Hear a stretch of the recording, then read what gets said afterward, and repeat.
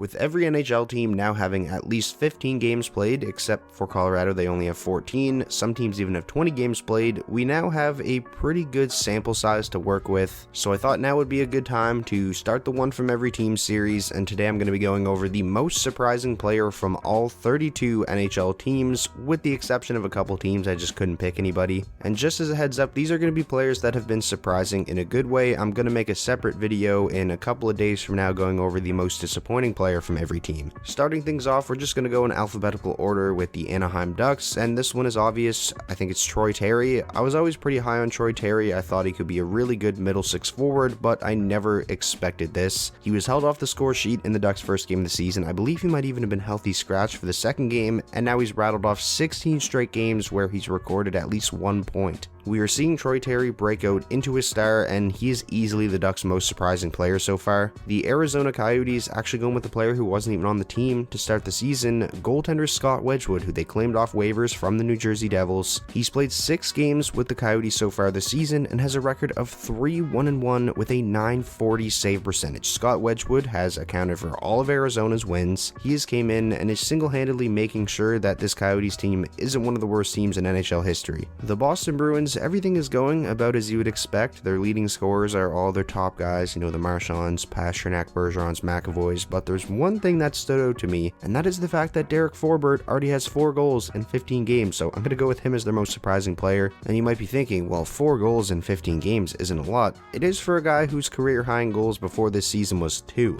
The Buffalo Sabres, I'm going to go with Rasmus Asplund, a second-round pick from the 2016 draft. It looks like the Sabres may have a pretty solid player here in Asplund. Right now he's tied with Tage Thompson for the team lead in points with 11. He's playing tough minutes and he's producing pretty well. That's not really something I expected. The Calgary Flames, a lot of people may say this should be Mangiapane, but he showed signs of being a lethal goal scorer last season. I'm actually going to go with defenseman Oliver Shillington because this is a player who the Calgary Flames actually had on waivers last season. He went unclaimed. It didn't look like he was really going to be a part of the team moving forward at all, but this season he's really breaking out at both ends of the ice. His 12 points are the most by a defenseman on the Calgary Flames this season, and he's been real solid defensively as well, and that was kind of always a knock on his game before this season. The Carolina Hurricanes, I definitely have to go with Freddie Anderson. This is a signing that I've been completely wrong about. I mean, I expected to see his numbers come up from the past couple of seasons in Toronto, but he's literally having the best season of his career, and he had some incredible seasons with the Leafs. I think when you take everything into account, he's been at least a top 3 goaltender in the league so far this season, and if the season ended today, he would definitely get some Vezina votes. The Chicago Blackhawks, I apologize Hawks fans, but this is one of the teams I copped out on. My choice is nobody. Looking at their totals and watching them play so far, there hasn't really been a player that stands out to me and has been really surprising. Let me know if you guys have a choice for the Hawks though, and remember, it has to be surprising in a good way. The Colorado Avalanche, I'm definitely going to go with Nazem Kadri, a player who has really stepped up in the absence of Nathan MacKinnon. Nazem Kadri has always been a solid offensive contributor, but this season he's been dominant offensively. He's got 19 points in 14 games, and that's something I didn't really think he had in him. The Columbus Blue Jackets, I definitely have to go with rookie Cole Sillinger, their first round pick from the 2021 NHL draft. He's been surprising in the sense that I didn't really expect any player drafted in 2021 to already make their team and stick with the team past the 9 games and have a big impact, and Cole Sillinger has. William Eklund, Mason McTavish, those are a couple of players who got a look but didn't make it past the 9 games. Cole Sillinger is sticking with Columbus for the entire season, and he's been a key contributor for them. Next up we have Dallas, and I'm going with Red Wings legend Luke Glendening, the face-off maestro, defensive specialist, 4th line shutdown centerman, or at least that's what he's supposed to be, but so far this season he's kind of been more than that. He's actually scoring and producing offense at a decent rate for the Dallas Stars, and I think that in itself is surprising. Although it isn't a ton of points, it's more than you would expect from Glendening. Any offense from him at all is a huge bonus, so I think the Stars have to be pretty happy with how he's played. The Detroit Red Wings, I'm going with rookie Lucas Raymond. I honestly didn't even expect Raymond to make the team this season. I figured he would be on the team next year after playing a full season in Grand Rapids, but man has he burst onto the scene and been fantastic already. He's been playing top line minutes for the Red Wings all season with Larkin and Bertuzzi, and his 19 points through his first 20 NHL games are actually the most points by a European NHL teenager through their first 20 games. The Edmonton Oilers, I'm going with goaltender Mikko Koskinen, a guy who's been up and down throughout his NHL career so far. There was a lot of talk in the offseason about the Oilers Oilers even potentially buying him out of the remainder of his contract. Obviously that didn't happen, the Oilers didn't decide to go that route, and Ken Holland has to be pretty happy he didn't do that, because so far Mikko Koskinen is 9-2 with a .910 save percentage. He's bouncing back from last season in a big way. The Florida Panthers, I'm going with defenseman Gustav Forsling. If I'm not mistaken, they actually got him from waivers. Someone can correct me there if I'm wrong. It's pretty crazy how he's such a big part of the team now. He's got 11 points through the first 18 games. He's playing over 21 minutes a night. They're using him in pretty much all situations. He's one of many hidden gems the Panthers have been able to acquire over the past couple of seasons. The Los Angeles Kings, I definitely have to go with Jonathan Quick. I will be honest, I kind of thought Jonathan Quick was washed. He had 3 consecutive poor seasons before this year, and it really just didn't look like he was a National Hockey League level goaltender anymore, but goaltending is voodoo and you can't predict it, so obviously Jonathan Quick has bounced back and has a .939 save percentage this season through 10 games, and he's been a huge reason why the Kings are having so much success early on in the season.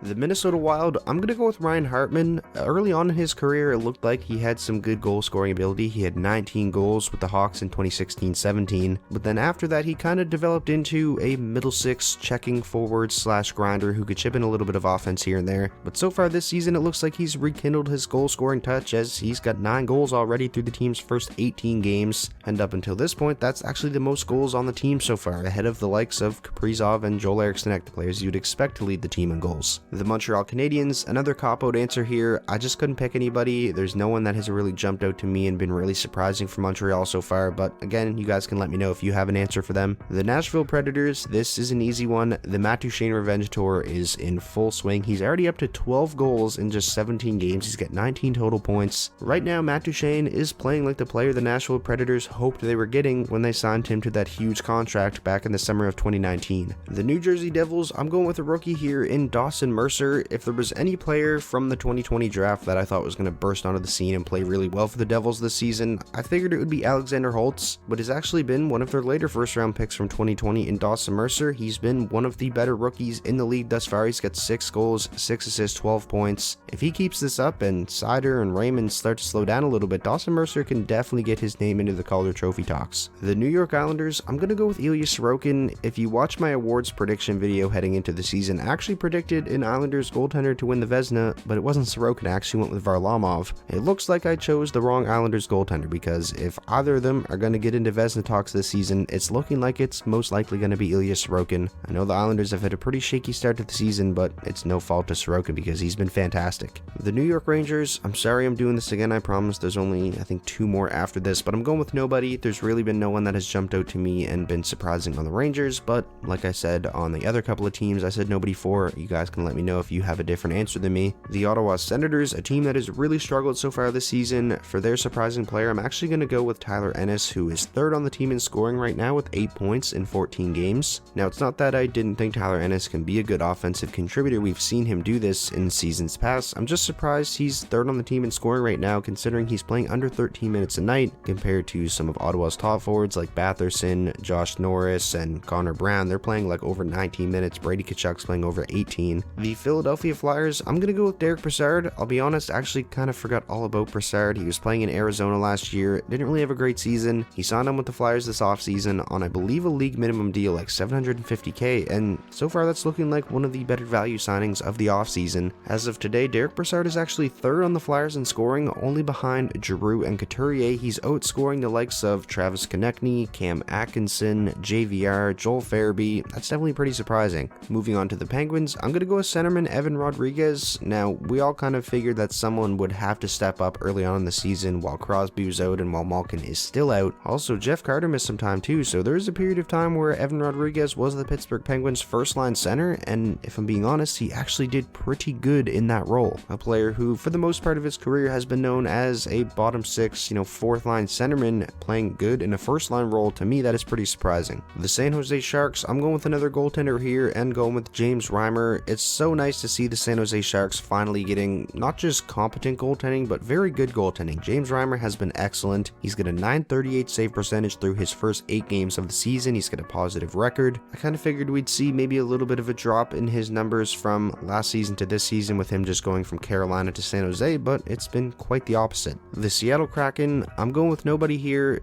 They're an expansion team, and that's exactly what they look like. They don't look like Vegas did in their first season with players just coming out of nowhere, lighting it up, and the team playing well. The players playing well for Seattle right now are the guys you'd expect. Eberle, McCann, Schwartz, Gord, Wenberg, and those guys. Unfortunately, they just aren't getting goaltending at all. The St. Louis Blues, I'm going with Vladimir Tarasenko, who is off to a real good start to the season, who's shooting the puck a ton. He's already got 7 goals, and he's looking a lot more like prime Tarasenko this year than he did in the past couple of seasons. It's nice to see him get back to form after all those shoulder surgeries, and it's nice to see him doing it in St. Louis as well, because in the offseason it was really looking like his time in St. Louis was going to be done. Last one, I promise. The Tampa Bay Lightning, I'm going with nobody. This is a team full of multiple time Stanley Cup champions. All the guys that are doing really well right now, we're kind of just like, yeah, well, they probably should be. The Toronto Maple Leafs, I'm going to go with centerman David Kampf. They brought him in the offseason to be a pure shutdown third line centerman, somebody that they can trust killing penalties, winning faceoffs, that kind of thing. But so far this season, he's actually chipping in a little bit of offense here and there, more than you would expect. He's already up to 3 goals in 20 games, which doesn't seem like a lot, but it is considering he only had 1 in 56 games last season. Him and Andre Kosha have found some pretty nice chemistry on that third line, which I think has been really important for the Leafs. The Vancouver Canucks, a team that's in shambles right now, but a bright spot in their season I definitely think would be Nils Höglander. I feel like he's playing really well. He looks like one of the few Vancouver Canucks forwards that give it their all every single time they're on the ice. He's producing well, scoring at around a 20-goal pace, and he's doing it while playing around 14.5 minutes a night, which is weird. He played around 15.5 last year, so his ice time is down this year.